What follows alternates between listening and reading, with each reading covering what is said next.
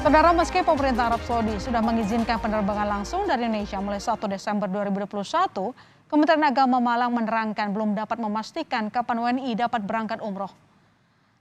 Ini dikarenakan belum adanya detail peraturan teknis pelaksanaan umroh seperti peraturan penerapan protokol kesehatan di Arab Saudi termasuk lama masa karantina. Detail tersebut berkaitan dengan anggaran yang dibutuhkan untuk calon jemaah berangkat umroh.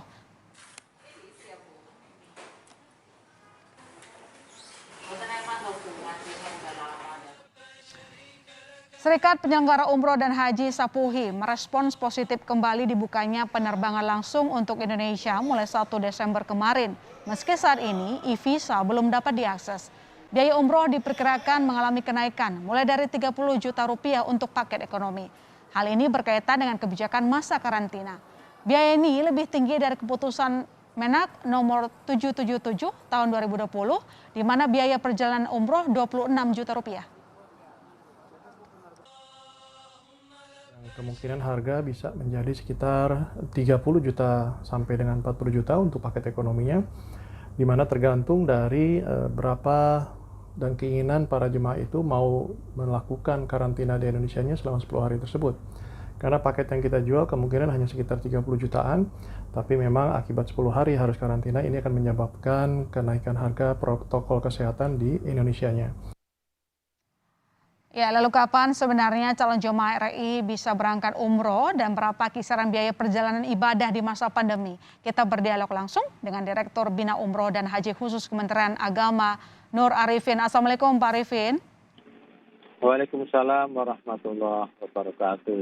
Oke, Pak, ini kan kemarin sebenarnya kabar baik kita sudah dibukakan pintu penerbangan langsung ke Arab Saudi. Meski tadi disebut juga bahwa e-visa juga belum dapat diakses gitu. Nah, ini artinya pertanyaan pertamanya nih, mungkin banyak yang udah bertanya-tanya, kapan calon jemaah umroh bisa berangkat?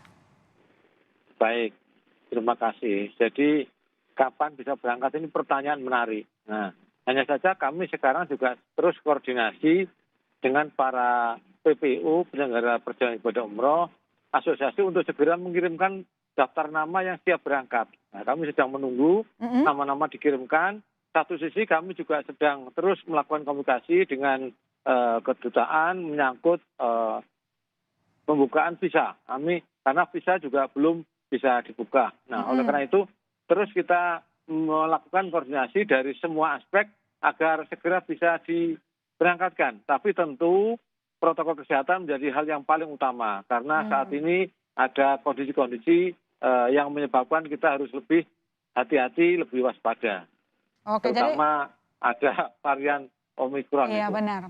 Jadi belum bisa dipastikan kapan keberangkatan calon jemaah umroh ya, Pak? Baik. Nanti kalau sudah daftar nama terkumpul cukup paling enggak satu pesawat, karena satu pesawat paling enggak sekitar 300-an. Nanti kalau daftar nama itu sudah terkumpul, kemudian visa juga sudah bisa diproses, tentu kami segera bisa memberangkatkan. Karena maskapai penerbangan juga sudah berkali-kali menghubungi kami kapan kesiapannya. Nah, tentu kesiapannya berkaitan dengan kesiapan jamaah juga. Oke, terus aturan teknisnya apakah sudah ada, Pak? Lama masa karantina misalnya di Arab Saudi, Indonesia, vaksin dan sebagainya, apakah sudah detail? Baik, jadi rencananya adalah untuk pemberangkatan awal kita menggunakan one gate policy atau satu pintu berangkat dari asrama haji Pondok Gede. 1 kali 24 jam diharap jamaah sudah tinggal di asrama haji Pondok Gede untuk dilakukan screening kesehatan. Nanti dicek kesehatan, dicek sertifikat vaksinnya, kemudian dilakukan PCR. Nah, setelah dinyatakan negatif, maka kemudian berangkat ke Arab Saudi melalui Bandara Soekarno-Hatta.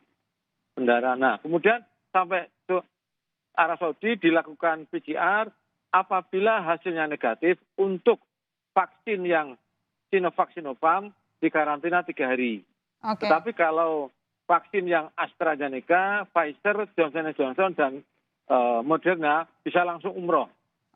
Nah, kemudian sebelum pulang ke tanah air dilakukan PCR lagi. Apabila negatif maka bisa pulang ke Indonesia.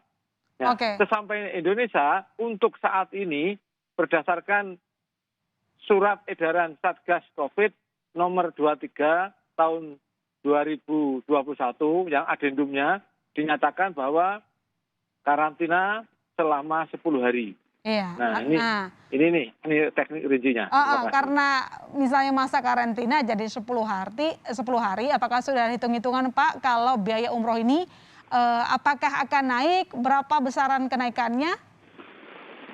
Nah, di sini kami mempersilahkan para asosiasi, para travel untuk membuat usulan. Kami sedang menunggu usulan-usulan dari PPU, asosiasi, dalam rangka merevisi keputusan Menteri Agama tentang, ini referensi biaya umroh di era pandemi. Yang tahun lalu KMA 777 ini senilai 26 juta. Tahun ini sedang kita rumuskan, kita sesuaikan. Karena kemarin ketika rencana karantina 3 hari, kita sudah ada rumusannya. Sekarang ternyata 10 hari, tentu berubah lagi. Nah. Iya. Sudah sampai mana pembahasan penyelenggaraan ibadah umroh Pak BPIU? Kalau pembahasan sebenarnya kita sudah ada draft-draftnya. Hanya karena perkembangan terus ada perubahan, kita terus melakukan komunikasi. Karena mohon maaf dengan adanya perubahan terbaru karantina 10 hari, ini banyak jamaah yang mohon maaf mengundurkan diri gitu loh. Ini makanya kita sedang melakukan koordinasi dengan berbagai pihak. Oke, baik. Berarti memang ada kemungkinan kenaikan biaya umroh ya, Pak, karena tadi masa karantina juga bertambah. Nanti kita tunggu hasil finalnya, Pak, karena mungkin sudah banyak yang menunggu karena udah lama nggak menjalankan ibadah gitu ke Arab Saudi. Betul, Terima kasih Pak Arifin telah bergabung di Berita Utama. Selamat malam. Assalamualaikum, Pak. Kondisi masih di perjalanan. Baik. Waalaikumsalam warahmatullahi wabarakatuh. Terima kasih. Terima kasih.